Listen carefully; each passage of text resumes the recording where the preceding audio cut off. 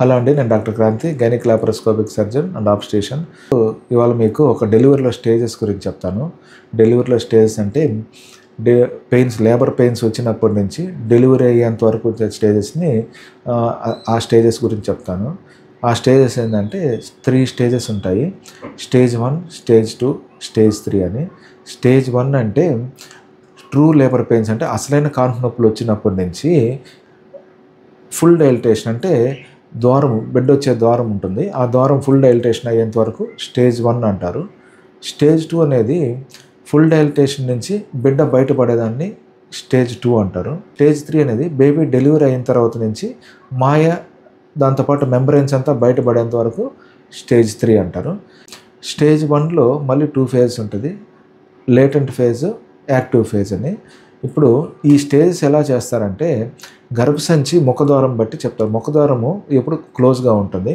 ఈ ముఖద్వారం అనేది బిడ్డ పెయిన్స్ ప్రోగ్రెస్ అయ్యే కొద్దీ, పెయిన్స్ ఎక్కువ అయ్యే కొద్దీ ఈ ముఖద్వారం అనేది తెరుచుకుంటా ఓపెన్ అవుతూ వస్తుంది. ఈ బిడ్డకి డిసెంట్ అయ్యే కొద్దీ ఈ ద్వారం అనేది ఓపెన్ అవుతూ వస్తుంటుంది. ఈ ద్వారం అనేది ఫస్ట్ ఫర్మ్, అంటే స్టార్టింగ్లో ఫర్మ్ అంటే గట్టిగా ఉంటుంది. నెలల దగ్గర పడే కొద్దీ సాఫ్ట్, అంటే మెత్తగా అవుతుంది. ఈ ముఖద్వారం అనేది సర్విక్స్ అంటారు. ఆ సర్విక్స్ ముఖద్వారం అనేది ఎఫేస్మెంట్, అంటే మెత్తబడదాన్ని ఎఫేస్మెంట్ అంటారు. ఈ ఎఫేస్మెంట్ అయ్యి డైలటేషన్, అంటే ద్వారం పెద్దదవుతూ వస్తుంటుంది. ఈ స్టేజ్ 1లో 2 ఫేజెస్ ఉంటాయి, లేటెంట్ ఫేజ్, యాక్టివ్ ఫేజ్ అని. లేటెంట్ ఫేజ్ అనేది సర్విక్స్ డైలటేషన్ 3 సెంటీమీటర్స్, అంటే 3 సెంటీమీటర్లు సైజు వరకు దాన్ని లేటెంట్ ఫేజ్ అంటారు. యాక్టివ్ ఫేజ్ అనేది 3 సెంటీమీటర్, అంటే 4 సెంటీమీటర్స్ నుంచి 10 సెంటీమీటర్స్ డైలటేషన్ని యాక్టివ్ ఫేజ్ అంటారు. ఈ లేటెంట్ ఫేజ్, యాక్టివ్ ఫేజ్ అనేది ఫస్ట్ స్టేజ్ 1లో ఉంటుంది.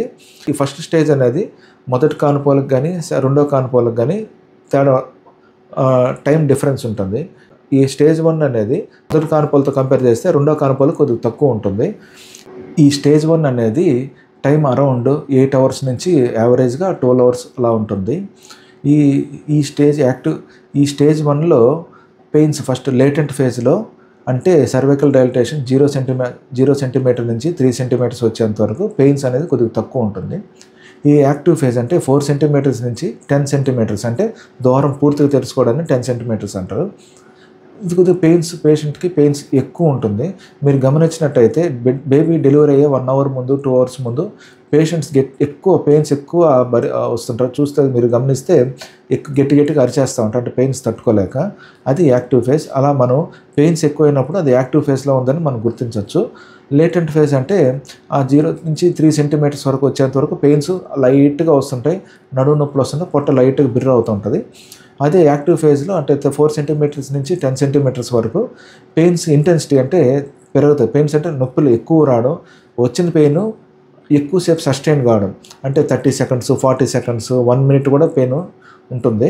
అదే లేటెంట్ ఫేజ్లో పెయిన్ అనేది తక్కువసేపు, అంటే ఒక 10 సెకండ్స్ అటు పెయిన్ వచ్చి ఒక 15 మినిట్స్కి ఒకసారి పెయిన్ వస్తుంటుంది. అదే యాక్టివ్ ఫేజ్లో 30 సెకండ్స్ నుంచి 1 మినిట్ వరకు ఉండి every 3 minutes to 5 minutes, 3 minutes to 7 minutes మధ్యలో పెయిన్ ఈక్వల్ ఇంటర్వెల్స్లో వస్తుంటుంది.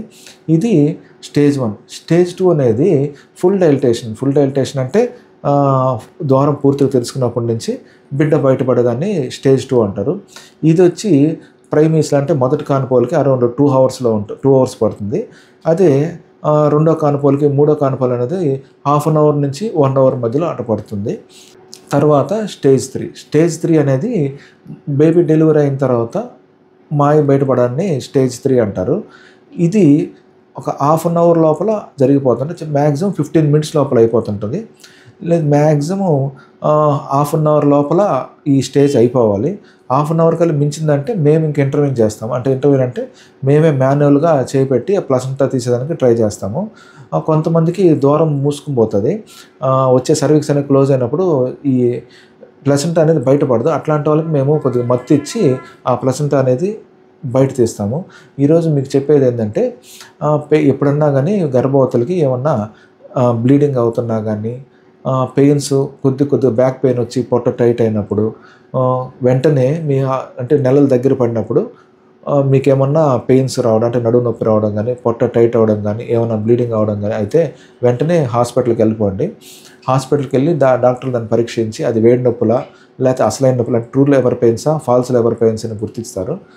దాన్ని బట్టి మనం అడ్మిట్ కావచ్చు. ఎప్పుడైనా కానీ పెయిన్ ఇంటెన్సిటీ ఎక్కువ అయ్యేంత వరకు అంటే యాక్టివ్ ఫేజ్ ఉన్నంత వరకు ఇంట్లో ఉండకుండా కొద్దిగా లేటెంట్ ఫేజ్ అంటే మనకు సూచనలు ఇందాక చెప్పినట్టు ఆ బ్లీడింగ్ అయినా కడుపు నొప్పి వచ్చినా పొట్ట టైట్ అవుతున్నా కానీ వెంటనే వెళ్ళిపోండి.